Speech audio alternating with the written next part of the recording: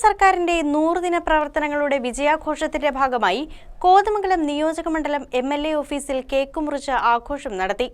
ജനക്ഷേമം, വികസനം, സാമൂഹിക സുരക്ഷ എന്നിവയ്ക്ക് ഊന്നൽ നൽകി ആദ്യ 100 ദിനങ്ങളിൽ ശ്രദ്ധേയമായ ഇടപെടലുകൾ നടത്താൻ സർക്കാരിന് കഴിഞ്ഞതായി MLA ഷിബു തെക്കുംബ്രം പറഞ്ഞു.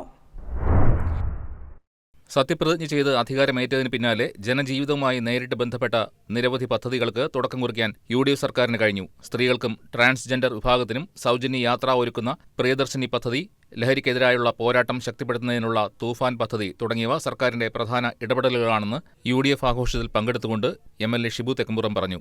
സാമ്പത്തികമായി പിന്നോക്കം നിൽക്കുന്നവരെ ചേർത്ത് നിർത്തുന്ന ക്ഷേമ പെൻഷൻ വിതരണത്തിലും സർക്കാർ ശ്രദ്ധേയമായ ഇടപെടൽ നടത്തിയിട്ടുണ്ട്.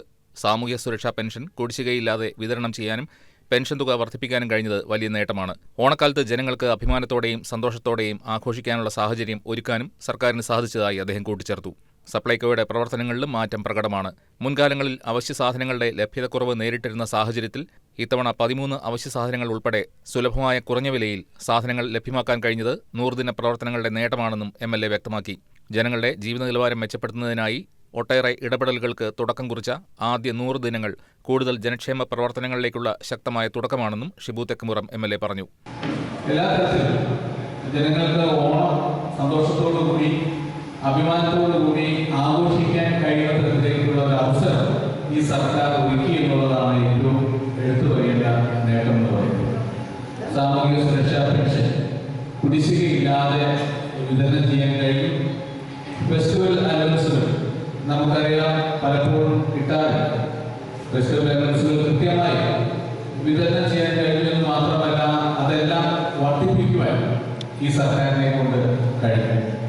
UDF കൺവീനർ ബോബൻ ജേക്കബ് ചടങ്ങിൽ അധ്യക്ഷത വഹിച്ചു. KPCC അംഗം AG ജോർജ്, UDF ബ്ലോക്ക് പ്രസിഡന്റുമാരായ ഷമീർ പനക്കൻ, ബാബു ഏലിയാസ്, മുൻ KPCC എക്സിക്യൂട്ടീവ് അംഗം KP ബാബു, കേരള കോൺഗ്രസ് നിയോജകമണ്ഡലം പ്രസിഡന്റ് AT പൗലോസ്, മുസ്ലിം ലീഗ് നേതാക്കളായ Ibrahim Kavala, PK Moidu, PM Zakaria, DCC സെക്രട്ടറിമാരായ അബു മൊയ്തീൻ, MS എൽദോസ്, ജേക്കബ് ഗ്രൂപ്പ് നേതാക്കളായ EM മൈക്കിൾ, മാത്യു ജോസഫ്, RSP നേതാവ് AC രാജശേഖരൻ, വിവിധ തദ്ദേശ സ്ഥാപന പ്രതിനിധികൾ, UDF നേതാക്കൾ, പ്രവർത്തകർ തുടങ്ങിയവർ വിജയാഘോഷത്തിൽ പങ്കെടുത്തു. News desk KCV news.